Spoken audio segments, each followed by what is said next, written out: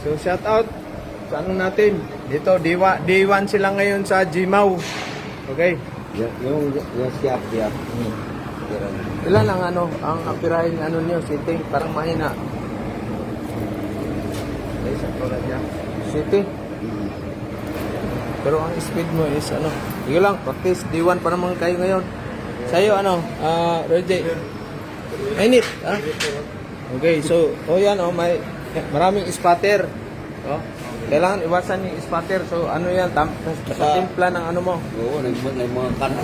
Di ba? Kaya lang, pag nag-layer kayo, pag nag-bid layer kayo, kailangan talagang, naka-overlapping yan, ha? Nakadugtong, yung kalahati. Ano ba, itong bid na yan, yung kalahati niyan, talagang mo, no? Ang pahiram ko kasi itong bid mo na to, dapat yung dito hanggang kalahati, makita yung kalahati dyan, no? Okay? Anyway, D1 pa naman kayo ngayon. Tapos nagpaano pa tayo ng bakal bukas, nag-text na yun kung magkano yung natin, ha? So pilit join mo na, very important itong pilit join, Boss GC. Ilan ba yung ninyo? Pressure dito sa natin, sa CO2. Ilan? Sige. Ilan yan? Ha? 15 lang yan, dapat. Malakas masyado yan. Sige.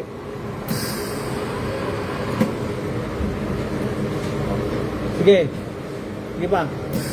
O yan, nagbabaga, nakita mo, 15 lang yung yung pressure ng natin, ng CO2, no? 15. Okay, so practice.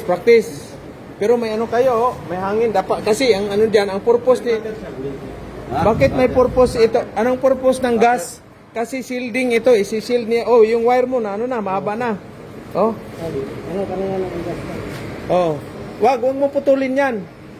So ang gawin niyo, ibalik. Ibalik mo dito. Break mo muna, mo. Ibalik ninyo 'yan. Dito, halika kayo. Naturuan na ba sila paano magpalit dito, Boss GC? Siya ang naturuan ko. Okay. Saan niyo mo to? Tanggalin niyo yung maupuan dyan. Bawal tayo maglagay ng mga plastic kasi matalsikan yan, masisira. Hiram natin yan, hindi sa atin yan. Ha? Mayroon pang bottle, Ano yung bottled water dyan? So, itong natin, saglit lang. Hawakan mo Roger. Okay. So, ito yung ninyo, ha? Ito yung tawag nito, yung control dito sa speed mo yan, dyan ito, control dito. Ngayon, siyempre, mo yan? I-release mo yan, ibalik mo dito. Kasi pag pinutol mo yan, masayang yung natin. Ibalik, hawakan mo dito, pigilan mo dito, ibalik mo yan ngayon. I-back mo. Yan. I-back. Para at least hindi tayo masayang kasi yung mga supplies natin, kahit nasa factory kayo or nasa planta kayo, nyo pa rin, i-utilize, kumbaga magtipid ba? Magtipid kasi kailangan pag nasa company tayo, tulungan natin yung company na hindi masyadong magastos ng consumables, diba? Anong nangyari kanina? Na-trigger mo? Yan. Ito pala, ito. Mayroon siyang itong gamit natin, 0.8 mm. Pag halimbawa 0.9 or 1 mm yung ninyo, babalik tarin ninyo itong nito, guide, roller guide. Okay? So ito sa pang mild steel, ito na natin, ang Gmaw natin, pang mild steel. Ngayon, pag aluminum naman, magpalit tayo ng bead liner dito, yung plastic liner dito, inner liner sa loob. At saka yung gamit naman na gas natin is hindi na CO2, kundi argon. Tandaan nyo, ha? Pag aluminum ang hinangin natin, kailangan aluminum din tong natin. Wire. Pinner wire. Aluminum din, tapos gagamit na ng argon.